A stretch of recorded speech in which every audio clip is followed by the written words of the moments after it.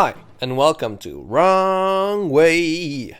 And today we're going to disassemble the Begode RS19 2021 and look at it from the inside. So, let me tell you more about it. Wrong Way. My initial plan for the videos this week was a bit different, but because I had a small fall on the RS yesterday, I need to take it apart anyways because I bent the rim. Basically, when riding in the night, I didn't notice a puddle, and the puddle had also a huge hole inside. So, yep, fell into that, and then the UC also tumbled a bit. Not any major damages on me, as you can see. Lazyrolling pants helped out amazingly well, along with the hip protection, also the Modeka jacket too. And the RS was also mostly fine, but as you can see here, maybe there was a bit of scuffs and the shell went a bit apart on the back side, and my tape here on the trolley handle went open, which is also important information for the later part of the video. Anyways, big thanks to my e-wheel for providing me this wheel for testing purposes, and the Clark pads are also now for testing. I got them from E-Rides, so thanks E-Rides too. One thing I really like about Begode wheels is that they're really simple to take apart. So first thing I do, I take off my hex tack pedals with a hex screw, and then there is just a couple of screws, Phillips head, to take off the side covers or side panels of this wheel. Sadly, my camera didn't record right away, or just froze for some reason. I was recording first time in 4K on this camera, the opening sequence of the side panels, but as you can see on the battery, there's moisture, there's water basically everywhere on this wheel. And I already took a fair amount out because I used some paper, but you can actually see a lot of water in this wheel, which is not really good. I rode it in very light rain, I would say, just maybe 60 kilometers, and yeah, that doesn't really look good. There must have been some sort of water leak in the top part of the wheel, which we'll find later. Happily, there was also the motherboard cover, which helped out, and here on the side you can see that, yep, water everywhere basically. And there are no drainage holes in this wheel, so once water gets in, it stays there. The batteries here are two LG packs. I would rather prefer Samsung, but that is what we get here. In terms of cable management, it does look a lot cleaner than before. However, I have small concerns about the heat dissipation of this potentially hot wiring. First thing I want to do though is to take off the motherboard cover on this wheel. The cover is firmly in place and it's pretty good quality. However, I'm curious if it still provides enough heat dissipation for the capacitors, which you can see there on the top. There is another heatsink on this wheel, which helps a bit with the heat dissipation, and mostly the heat also escapes on the other side, where the heatsink touches the air outside of the wheel well. Also saw some comments regarding the solder rings that are exposed, but they're actually not. There is a heat shrink wrapped around them. Maybe not the best quality, but it's still there and protects the solder rings. The RS uses a XT60 plug, so not a XT90 like the EXN, which has a bit more security.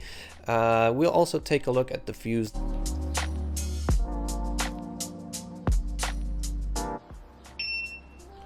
Lifting up other pieces of foam reveals more water, and I'm not really sure if the battery is really firmly in place because they moved the walls which are securing the battery in place a bit further apart, and now there's just like more of these foamy bits. Anyhow, now we are unscrewing the motherboard with the heatsink, and to my surprise, there are actually threads!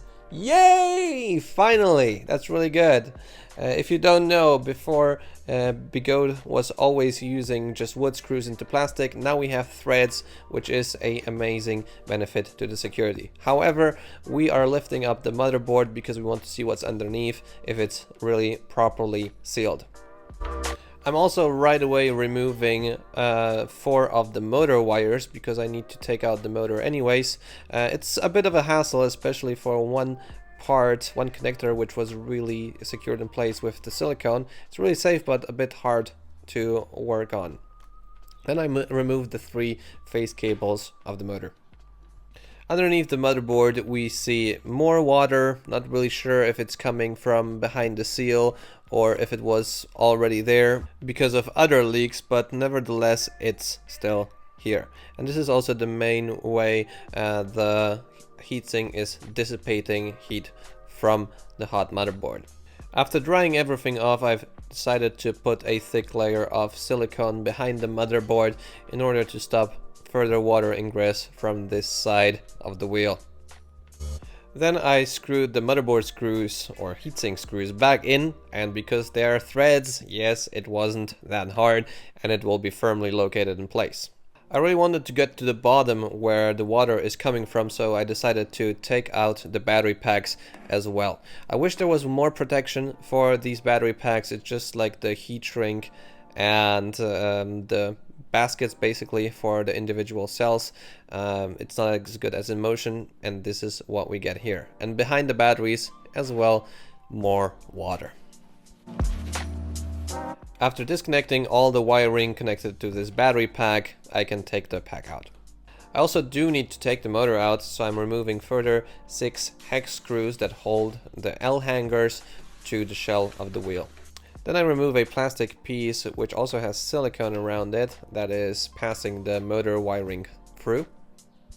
And with that done, I can slowly take out the motor with the wiring and the L hangers connected to the motor out of the wheel. Now I need to take out the second battery pack, and I can see that on the trolley handle there is quite a bit of water. Probably there was a small hole in the tape when I fell, and that is where the water was going inside of the wheel. But as we see later, this was not the only point of ingress. The shell is also a bit torn apart, not really extremely, but a small bit, so this might have been also a small point of water ingress. However, as you can see, it doesn't really look like a major flaw. Now we're removing the second battery. And now I can be a bit more relaxed when working with the wheel. Now I want to take the two shells apart, so the two halves, and to do that I need to remove another set of hex screws which go deep into the shell here. In the M Supers before, you usually had to take out these screws on both sides to separate both halves of the shell. Now they're all on one side, which makes working on the wheel just a bit more easy. I also needed to remove 8 screws, yes, 8 screws that are on the trolley handle, and I also removed the extending bits of the trolley handle, so the process of separation of the two halves is just a bit more easier. Separating the two halves together requires quite a bit of force to pry them open, but finally we did it. Now we'll look at these two inside compartments, which are a bit more difficult to reach than the outer parts of the shell. Looking at these inner compartments, you can see a lot of dirty water, and there is actually no seal on the charge port and around the charge port at all, which is obviously really bad. And because Begode wheels have every compartment connected where these wires go through, this is where the water just seeps in. There is no drain hole here on the inside of the wheel well. But what they did manage to seal is the new screen. So they did seal that, but didn't seal either the lights, not the charge port, and not the tail light, and also not the lift switch. But the lift switch not that important because it's underneath the handle. Looking a bit closer on this inside area, you can see that there was water basically coming in from the back or from the top of the trolley handle, possibly also from the front where the lights are at. Now it didn't help obviously that I had a crash on it, and possibly it's also the matter of that, but still, yes, you do crash wheels from time to time, and with this wheel I would probably never ride it in the rain with the trolley handle not taped up, unless I find a good solution to make this wheel a bit more waterproof in regards of the trolley handle. Here you can see that the charge port actually goes into one wire via a small daughter board, which is pretty interesting. That's how we can charge with like 6 to 8 amps. And yeah, there's also no seal around the front light unit, and there are holes in the light unit where water can come in. And the same thing is also on the back side of the wheel. The lift switch was also just moving around in its housing. So in order to prevent further damage, I added drain holes in these compartments here, so in case something is there, it will just drain right out. There's not a lot of water spraying into these areas. I've also added some on the bottom of the shell where it's actually protected with a layer of plastic underneath, so if something goes in there, also there's a way out for the water. And I've also put a thick layer of silicone around the charge port so nothing seeps in there. And then I proceeded to disassemble the motor further. First, I needed to take off the tire, then the tube, and then I could unscrew the L hangers from the motor. And this is a great benefit of these hollow motors. Well, the thing is that before, if you had a motor with Shin plates, you would need a special key to get the L hangers to disconnect from the motor. But here with these hollow motors, we can easily just unscrew 4 screws, and then we can get L hangers to separate from the motor. And the great thing is that they also don't become loose, and yeah, they just stay fixed in place, and it's pretty cool. The other benefit is also that you can use thicker gauge wiring, so you can push more power, more amps, more power to the motor. With the L hangers removed, I can also now remove the covers with the bearings of the motor. And why do I do that? Well, that's because most repair shops won't accept like a full motor to fix the rim. That's why I need to give them just the rim with the magnets. So that's why I'm doing that. Prying the cover open was a bit of a hassle, but here it is. That's the motor of the Begode RS19 high speed. The covers do not have any seal. The bearings do have some sand on them, but I don't think it's too bad because it's not on the inside of the rim. However, I don't know how it will perform with further rain. Yeah, that's I guess something that we need to find out.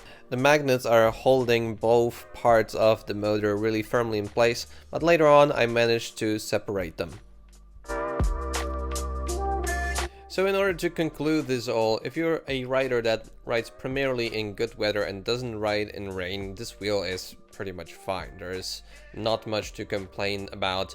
I'm just not sure about the heat dissipation with the new motherboard cover, and I would also like to see more protection on the battery side of things, and of course it would be nice to have a more robust shell, like a roll cage on the veteran Sherman, and yeah, also a locking trolley handle. But other than that, it's pretty packed with features, and it's good. It has the fuse now, and yeah, the motherboard cover also does help in terms of safety. However, if you are a rider that wants to ride all around the year, you've seen a couple of stuff that is not really right with this wheel when you want to ride in rain. First of all, you need to just fix something with the trolley handle because water seeps in there very easily. All around the charge port, you also need to put some silicone. You need to check if the motherboard is well sealed, and preferably you need to seal it with silicone. And yeah, you'd really need to put a bit of work into this wheel if you want to have it like a all year all rounder. It's way better to grab something else and grab a different wheel, like the veteran Sherman, which performed flawlessly, or even the older Guads were better in the waterproofing side of things. Also the King Songs, the Emotions, also feel like they have a better waterproofing. So with that said, you've seen the new and improved RS19. I'm looking forward for further changes in Begode's department. I think they're finally listening and learning, and they just need to be a bit better, and maybe someday we won't need to check wheels at all in order to ride them in the rain. So with that said, leave a like on the video, subscribe to see more content like this. I'll see you in the next video. See you soon.